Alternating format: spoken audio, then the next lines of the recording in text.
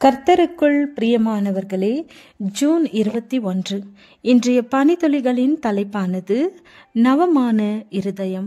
வசனம் எசேக்கியேல் 11வது அதிகாரம் 19வது வசனம். கல்லான இருதயத்தை அவர்கள் மாம்சத்திலிருந்து எடுத்து போட்டு சதையான இருதயத்தை அவர்களுக்கு அருளுவேன்.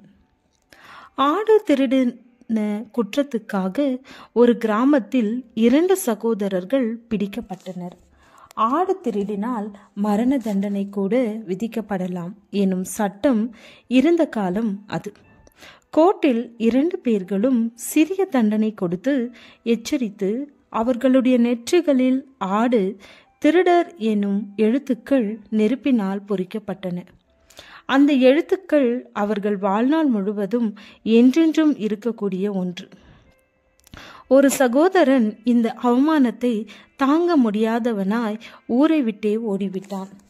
அவன் காயினை போல ஊரெல்லாம் அலைந்து திரிந்து கடைசியில் எங்கேயோ ஒரு ஊரில் பெயர் தெரியாதபடி மாண்டு போனான்.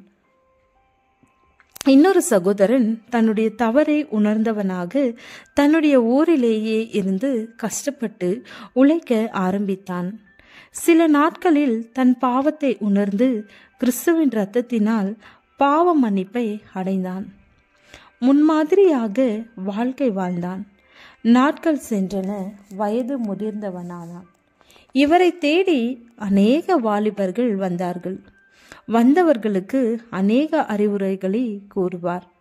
அனைவரும் போற்றும் நல்ல மனிதராக வாழ்ந்தார்.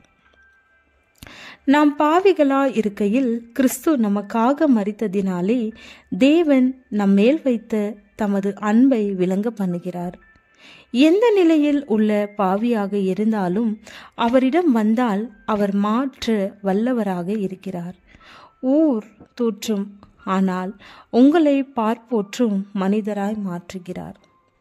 யாக்கோபுவிடம் உன் பெயர் என்ன என்று கேட்டபோது யாக்கோபு என்று தன் பலவீனத்தை மறைக்கவில்லை.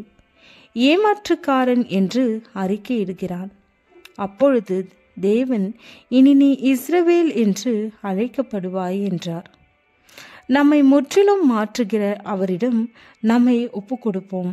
சமாதானத்தின் தேவன் தாமே உங்களை முற்றிலும் பரிசுத்தமாக்குவாராக. உங்கள் ஆவி, ஆத்துமா, சரீரம் முழுவதும் நம்முடைய கர்த்தராகிய இயேசு கிறிஸ்து வரும்போது குற்றமற்றதா இருக்கும்படி காக்கப்படுவதாக. ஜெபம்.